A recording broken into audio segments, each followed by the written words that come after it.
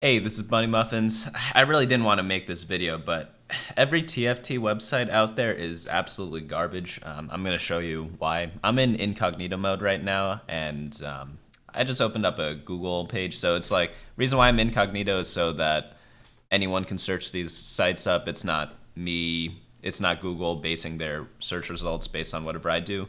So I'm going to go ahead and type in how to play TFT. So there is a YouTube video there, which is pretty useful, but it's not really something you can come back to. So I'm going to click on the first thing that pops up.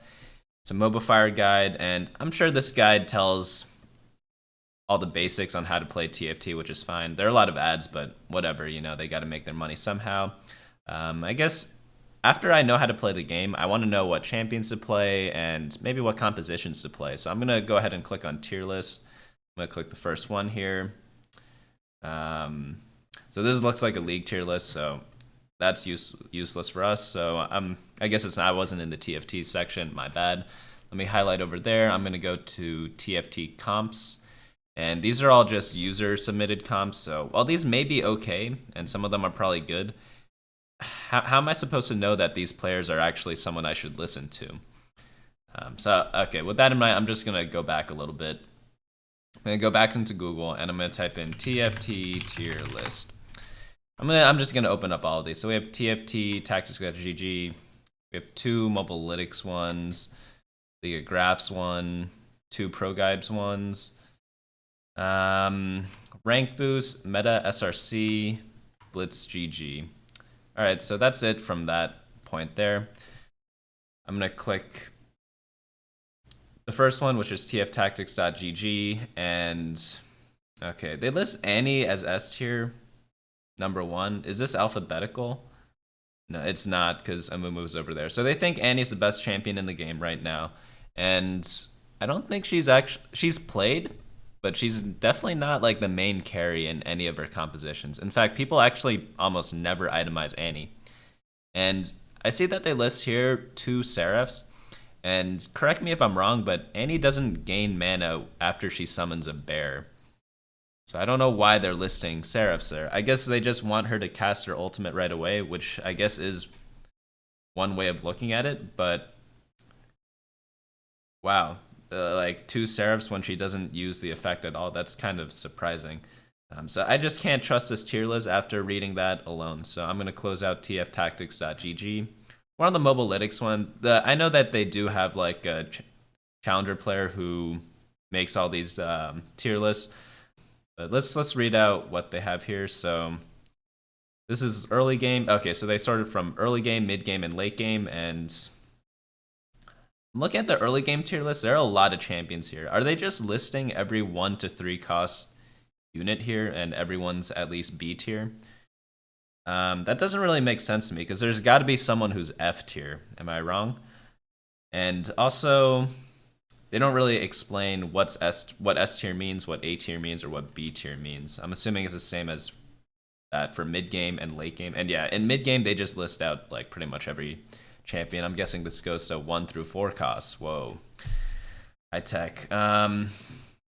Yeah. So let me just get out of that then, because that's just kind of funny. Let me just click on items now, and basic items. These form the fundamental building blocks to all items you can use. Every item can combine with every other item, meaning that the basic 8 combine into all 36 items. Wait a minute.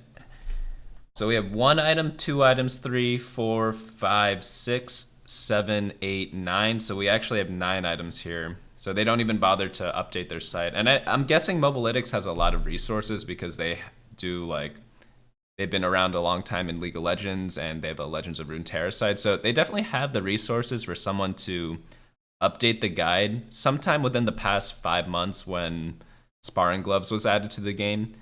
And just from that, you can tell that people are putting in such little effort into their TFT sites. I'm sure the rest of this has some rationale, but the fact that they don't even bother to update an item after like so many months that it's been out, it's kind of disappointing. So I'm going to close out of that one for now. Now we are on to League of Graphs. I don't actually personally use this, but let's see what they have here. So I see that they have, I don't know why this stuck out to me, but I see that they have Azir at D tier. And then now that I look at D tier, they also have Yasuo at D tier.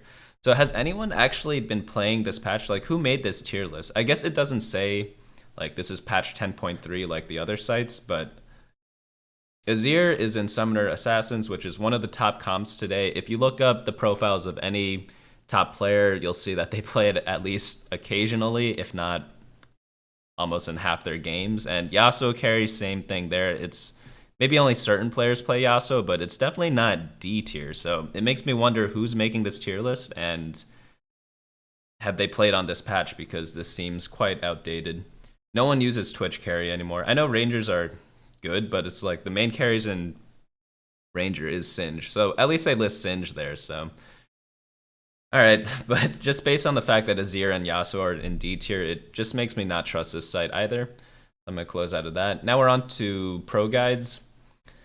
Yeah, so I guess this one looks a little better. I don't know why Yorick is still S tier. Yorick was S tier like 5 patches ago or 3 patches ago. I can't keep track, but not in the past couple of patches.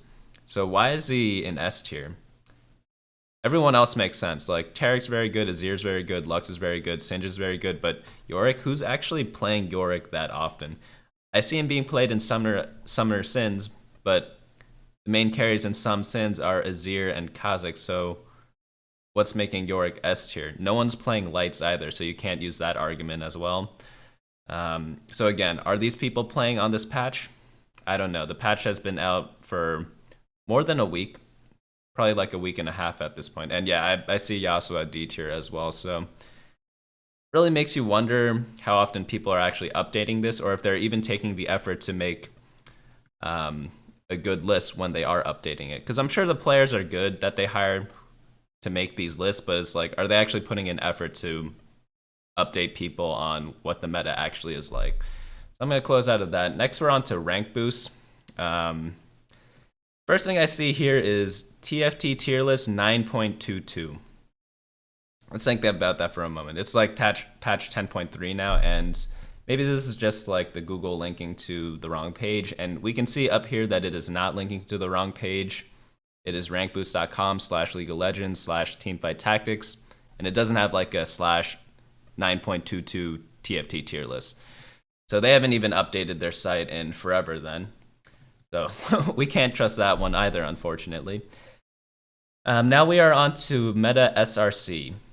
So Meta SRC, wow, I've never actually used this site before, but I'm looking at this and I'm confused. I play the game very often. I make guides on this game all the time, and I just have no idea what's going on here. This is their tier list, but I do have an idea what's going on. They're listing all the synergies that they think they're good and are weak, but this isn't useful to me. Like, I want to know what champions to go for. I want to know what items to put on them, and like, let's take a look at this first composition. First of all, like, I know this is Rangers because it has Ranger, Poison, and some Wardens, and the Infernos from Varus, Kindred, and Amumu most likely. But I just know that because I play the game a lot and I just memorize all the compositions. But who's to say that this Crystal synergy up here isn't Ashe and Skarner? Like, why does it have to be Taric? Because we don't even know how many people are in this composition either. It's not really beginner friendly. So if it's not, I'm not even a beginner, and like, the fact that I'm so confused means that someone who's in bronze and goes to the site and it's like, hey, let me look at the tier list and see what I want to play, they're going to be doubly confused. And when I highlight over the tiles, it doesn't even show what champions should be played. So I thought that was their setup at first, but now that I'm highlighting over them, it's like they're just listing out the synergies, and that's about that. Not to mention that ads have moved my like screen 50 times already, so it's just like pretty much just a view grab there for money. So I'm going to close that out. We have the last one, which is Blitz.GG. I know they have an app, so I'm guessing it's going to be data-based. Yeah, because they do something similar for League of Legends. They have everyone that downloads a Blitz app, and they pretty much just compile all their data that way. And let's look at how it is. So we're in Plat Plus. I'm going to change this to Challenger. And apparently the best composition is Mystic/Shadow. Average place of first place, top 4, 100%. So are they saying that this composition has never lost ever in any TFT Challenger game? And that's the case for every composition we see on this front page. So again, just based off of seeing that, I cannot trust this site because sure, these compositions are good, right? But they're not getting average place of first in the 3,000 games they've been played. So that's the last one on my list. So interpret this however you please, but all these top search results when I type in TFT Tearless are absolutely garbage. Piss poor sites, which is a real shame because I know these sites have a lot of resources to dedicate to the proper staff to update these sites, give out useful information, but unfortunately, that's not really happening. Maybe different search terms bring up different sites, but I know that I recognize all of these sites, so these are all the main TFT sites, but they're either very lazy, do not update their tier lists or meta snapshots, or they're just completely wrong because the people making the tier list haven't even played a game on this patch yet, which is a real shame because there really needs to be some sort of tier list or some sort of TFT website or resource that people can go to for what compositions to play and what items to build. I don't know about you guys, but my favorite one doesn't show up here at all. It's called BunnyMuffins.lol, and I'll pull that up right here. And let's say I want to get better at TFT. I want to know what to play in this meta. What are the best compositions and what are the best items? Wow, there's a button right in the center in bright orange that I could just click on there. Another URL to go to is bunnymuffins.lol/meta. It should take you to the latest meta snapshot. And what do we have here? I update this every Friday, and this is a meta snapshot. Right now it's for 10.3. And I update it every Friday because patches come out on Wednesday, so it gives people 2 days to really figure out the patch. That way we weed out any of the experimental compositions that don't quite make it, that people just kind of we're testing out to see if they're actually good. So those compositions should not be included in this list. And then I do a midweek update just to tell you guys what's changed throughout the week.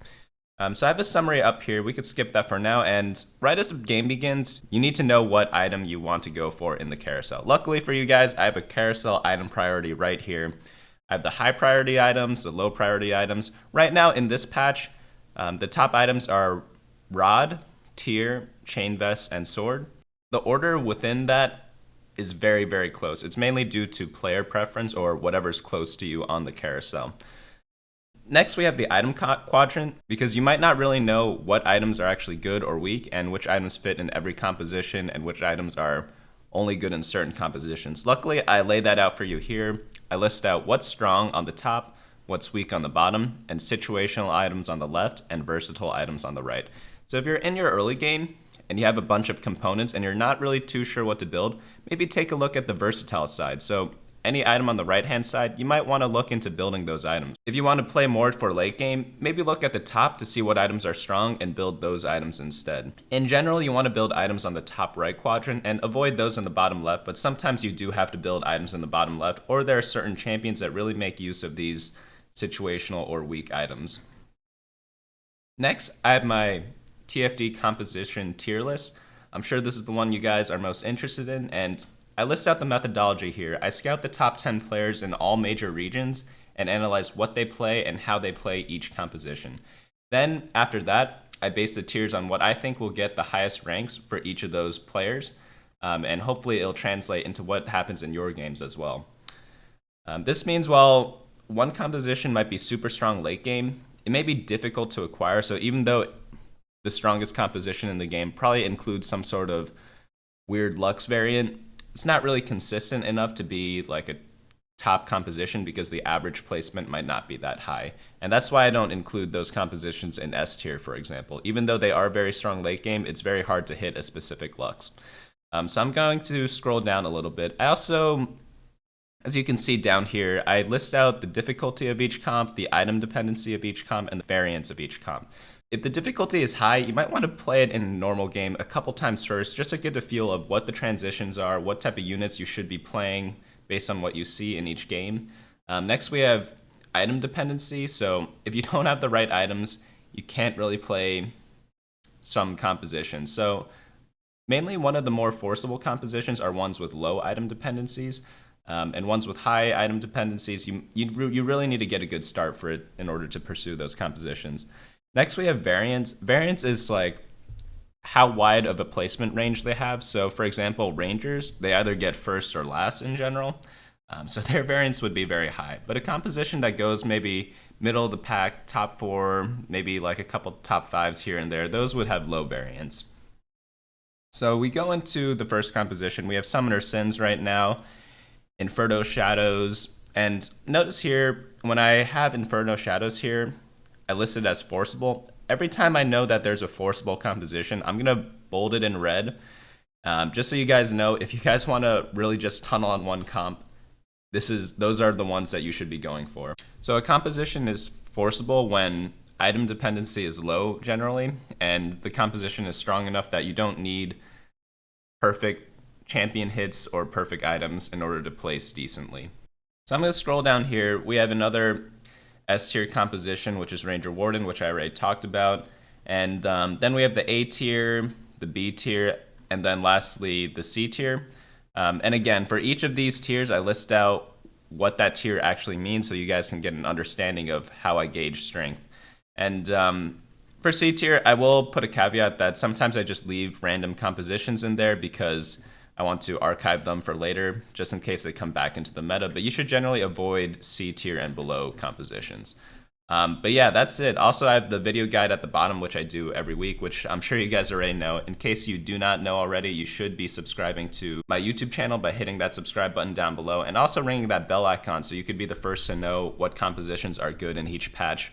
And again, information is key in this game, and if you're the first to know, you'll be that much more ahead of your other opponents. Feel free to check this site out, bunnymuffins.lol/meta, to get the patch updates. I'll also be posting a lot of my written guides up here. I'm working on an early game guide. It'll list out what to do during your win streaks early game, during your lose streaks early games, or maybe something where you're kind of in the middle. But it'll list everything step by step. And what I love about the early game is that you can play very, very similarly to challenger players. And I'll list that out here. And once you get a good start, the rest of the game becomes a lot easier. So definitely be on the lookout for that. Probably I'll be releasing that video sometime in the middle of next week. But yeah, it's a real shame. I hope other TFT sites watch this video, learn from it, and really step up their game, because I don't have a lot of resources. I'm just one person, and I'm just trying to put out great content for you guys, such as learning what to play, how to play in an updated format. And a lot of these top sites, they're just really lacking, as we saw earlier today. And they really need to step it up, because I don't have anywhere to go, because apart from my own site, there's not many places for me to go to get better at TFT. Hope you guys enjoyed this video. I'll be streaming at twitch.tv/BunnyMuffinsLOL, 3 p.m. US Eastern every day this weekend, so I hope to see you guys there as well. Good luck in TFT this week, and I'll see you guys in my early game video. Hey guys, thanks so much for watching. Don't forget to share and subscribe, and of course smash that like button. Each like is an LP I gain before the next video.